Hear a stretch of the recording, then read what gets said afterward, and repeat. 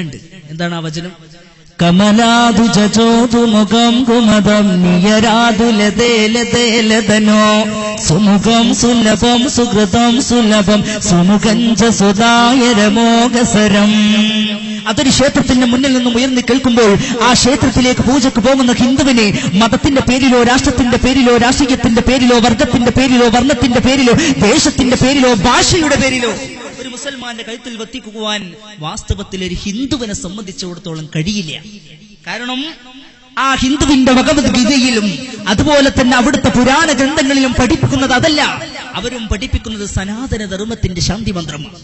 ഇതൊക്കെ നമ്മുടെ നാട്ടിലുള്ള ഹൈന്ദവ സഹോദരങ്ങളുടെ ആശയമാണെങ്കിൽ ഇനി നാം വിദേശ മതങ്ങളിലേക്ക് എടുക്കൂ. അന്നേരം നമ്മുടെ ഹൃദയാന്തരാളത്തിൽ കടന്നു വരുന്നത് ക്രൈസ്തവതയല്ലേ? ആ ക്രൈസ്തവയുടെ വക്താവെന്നറിയപ്പെടുന്ന യേശുക്രിസ്തു, ആ യേശുക്രിസ്തു ഈ നാടിന് നൽകിയ സന്ദേശമെന്താ? ഈ രാജ്യത്തിന് അവിടുത്തെ അനുയായികൾക്ക് നൽകിയ സന്ദേശമെന്താ? ഞാനോ ശിരസ്, നിങ്ങളോ എന്റെ അവയവങ്ങളെന്ന ആ പറഞ്ഞ വാക്കിന്റെ താല്പര്യം എന്താ? മനുഷ്യ ശരീരത്തിൽപ്പെട്ട ഒരു പ്രധാനപ്പെട്ട അവയവമാണ് ഹെഡ്, തല.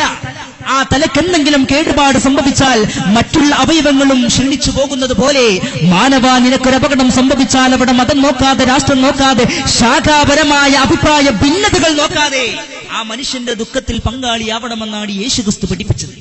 ഇതേ ആശയം തന്നെയാണ് സഹോദരന്മാരെ അവിടുത്തെ ശിഷ്യനായ വിശുദ്ധ പൗലോസ് പുണ്യവാളൻ അവിടുന്ന് ഒരു സുദീർഘമായ ലേഖനാന്ത്യത്തിൽ എഴുതി വെച്ചിരിക്കുന്നത് കാണാം. സ്നേഹമെല്ലാം പൊറുക്കും, സ്നേഹമെല്ലാം ജയിക്കും, സ്നേഹമെല്ലാം സഹിക്കും. അപ്പോൾ ക്രൈസ്തവരും പഠിപ്പിച്ചത്. ഇനി നമ്മുടെ നാട്ടിലുള്ള വളരെ പുരാതനമായ ഒരു മതമാണല്ലോ ശ്രീബുദ്ധ ഭഗവാന്റെ മതം. ഞാൻ അതുകൂടി പറഞ്ഞുകൊണ്ട് കഥയിലേക്ക് വരിക. ആ ശ്രീബുദ്ധ ഭഗവാന്റെ മതം, ആ ബുദ്ധനായ ശ്രീബുദ്ധനോട് ഒരിക്കൽ ചോദിച്ചു, ശ്രീബുദ്ധ, അങ്ങേക്ക് ഇതിനെക്കുറിച്ച് എന്താണ് പറയാനുള്ളത്?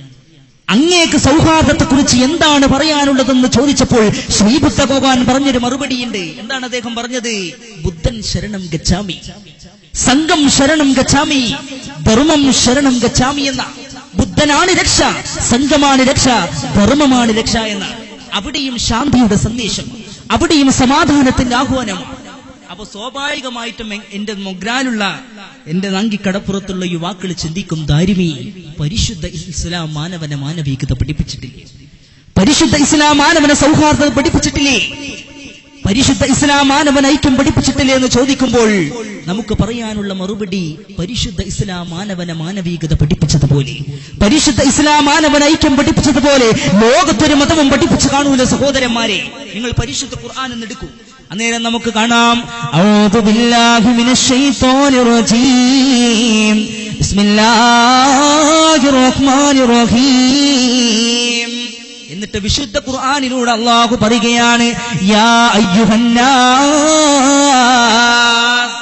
ഏ മാനവ സമുദായമേ എന്നാണ്, ഏ മനുഷ്യന്റെ മക്കളെ, ഇന്നാ ഖലഖനാകും, തീർച്ചയായിട്ടും ഞാൻ നിങ്ങളെ സൃഷ്ടിച്ചു, ഞാൻ നിങ്ങളെ സൃഷ്ടിച്ചു. വിശുദ്ധ ഖുർആൻ അല്ലാഹു പറയുകയാണ്, ഞാൻ നിങ്ങളെ സൃഷ്ടിച്ചു മിൻ ദക്കരിൻ വ ഉൻസാ,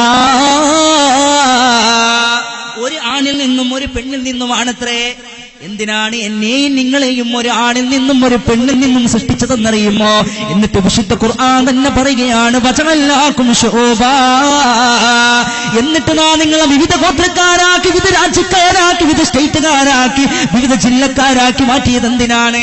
പരസ്പരം തമ്മിലടിക്കാനാണോ? കണ്ടാലും ഇണ്ടാതെ ഇരിക്കാനാണോ സഹോദരന്മാരെ? അതിനാണോ പരിശുദ്ധ ഖുർആൻ നമ്മെ പഠിപ്പിക്കുന്നത്? അതാണോ സഹോദരന്മാരെ അള്ളാഹുവിന്റെ ഹബീബ് മുഹമ്മദ് മുസ്തഫ? ഉറക്കെ പറയാം, നാങ്കിക്കണപ്പുറത്തുള്ള റസൂലുള്ളാഹിനെ സ്നേഹിക്കുന്ന സദസ്സാണിത്. ഉറക്കെ പറയാം, ഹബീബായ നബി മുഹമ്മദ് മുസ്തഫ. റസൂലുള്ളാഹിന്റെ നാമം കേൾക്കുമ്പോൾ എന്തൊരു ഊറ്റമാണ് നമുക്ക്, എന്തൊരു മഹബത്താണ് സഹോദരന്മാരെ.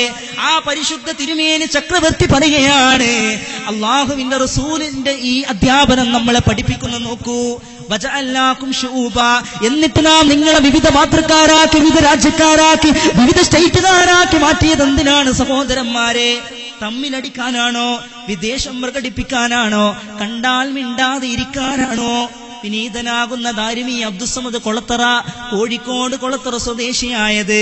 മൊഗ്രാല് നാങ്കിക്കടപ്പുറത്തുള്ള നിവാസികളെ, നിങ്ങൾ എന്നെ കാണുമ്പോൾ ശുഭിതരാവാനല്ല, വിദ്വേഷം പ്രകടിപ്പിക്കാനല്ല, കണ്ടാൽ കല്ലെറിയാനല്ല, അതെന്നെ കാണുമ്പോൾ തിരിച്ചറിയാനുള്ള മാധ്യമമാണെന്നാണ് 1400 വർഷങ്ങൾക്ക് മുമ്പ് ഹബീബ് മുഹമ്മദ് മുസ്തഫ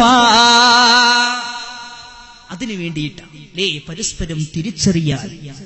ഒറ്റ കഥ പറഞ്ഞുകൊണ്ട് സഹോദരന്മാരെ ഞാൻ മെയിൻ കഥയിലേക്ക് ഒരു ചെറിയ സംഭവം. ഇസ്ലാമിന്റെ റസൂലുള്ളാഹിയുടെ ദീൻ എന്താന്ന് നമുക്ക് കിട്ടും. റസൂലുള്ളാഹിയുടെ ആദർശം, മറ്റുള്ള മതക്കാരോട് മറ്റുള്ള ആളുകളോട് പെരുമാറേണ്ട രീതി ഒരൊറ്റ കഥയിൽ നിന്ന് നമുക്ക് കിട്ടും. അല്ലാഹു നമ്മൾ അനുഗ്രഹിക്കുമാറാകട്ടെ. ആമീൻ യാ റബ്ബൽ ആലമീൻ. ഒരിക്കല് ആഫ്രിക്കയിൽ നിന്നുള്ള ആളുകള് മദീനയിൽ വന്നു. മദീനയിലെ പള്ളിയിലെ ഇമാം ആരാ മക്കളെ? ആരാ? ഹബീബായ മുഹമ്മദ് മുസ്തഫ റസൂലുള്ളാഹി സ്വല്ലല്ലാഹു അലൈഹി വസല്ലം. മുളർ ഗോത്രക്കാരായ ആളുകളായിരുന്നവര്, ആഫ്രിക്കക്കാരായ ആളുകൾ അല്ലാഹുവിന്റെ റസൂലിന്റെ അടുക്കലേക്ക് വരികയാണ്. അവര് മുസ്ലിമീങ്ങളായിരുന്നില്ല, അവര് മുസ്ലിമീങ്ങളല്ലാത്ത ആളുകളായിരുന്നു സഹോദരന്മാരെ, അന്യമതസ്ഥരായ ആളുകളായിരുന്നു. വന്നത് മദീനത്തെ പള്ളിയിലേക്കാണ്. പള്ളിയിലെ ഇമാമ് പരിശുദ്ധ മുഹമ്മദ് മുസ്തഫ റസൂലുള്ളാഹിന്റെ അടുക്കലേക്ക് പള്ളിയിലേക്ക് വന്നപ്പോൾ റസൂലുള്ളാഹി സ്വല്ലല്ലാഹു അലൈഹി വസല്ലമ തങ്ങളുടെ അടുക്കൽ മുളർ ഗോത്രക്കാരായ, എത്യോപ്യക്കാരായ, ആഫ്രിക്കക്കാരായ അവര് വന്നുകൊണ്ട് യാചിച്ചു പറഞ്ഞു, അള്ളാഹുവിന്റെ ദൈവദൂതരെ, ഞങ്ങളെ സ്വീകരിച്ചാലും. അഭയാർത്ഥികളായിട്ടാണ് അവര് വന്നത്, പള്ളിയിലേക്ക് അഭയാർത്ഥികളായിട്ട്. നമ്മളെ ഭാഷയെ പറഞ്ഞാല് ബംഗാളികള് അല്ലേ? ഇപ്പൊ അന്യ സംസ്ഥാന തൊഴിലാളികളാണല്ലോ എല്ലായിടത്തും. മുസ്ലിമുകളല്ലാത്ത ഒരു അന്യമതസ്ഥരിൽപ്പെട്ട ഒരാള് മദീനത്തെ പള്ളിയിൽ കൂട്ടം കൂട്ടമായിട്ട് കുടുംബമായിട്ട് വന്നപ്പോ റസൂലുള്ള അങ്ങോട്ട് വിഷമിച്ചു. റസൂലുള്ള അങ്ങോട്ട് വിഷമിച്ചിട്ട് കരഞ്ഞു റസൂലുള്ള. കാരണം അവര് വന്നത് എന്തിനാണെന്നറിയോ? ഒരു നേരത്തെ ഭക്ഷണത്തിൽ. നല്ല നിലക്ക് ഉടുക്കാൻ ഒരു വസ്ത്രം അവർക്കില്ലായിരുന്നു.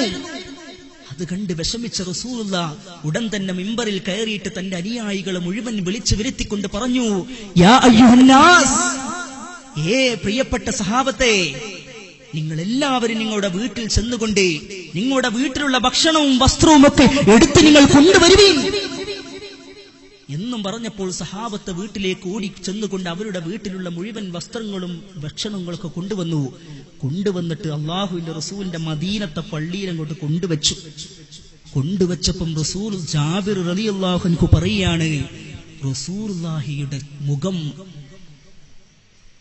ഞാൻ കണ്ടത് എങ്ങനെയാ നിങ്ങൾക്കറിയോ? റസൂലുള്ളാഹി സ്വല്ലല്ലാഹു അലൈഹി വസല്ലമ തങ്ങളുടെ മുഖം വെട്ടിത്തിളങ്ങുന്നതായിട്ട് ഞാൻ കണ്ടു.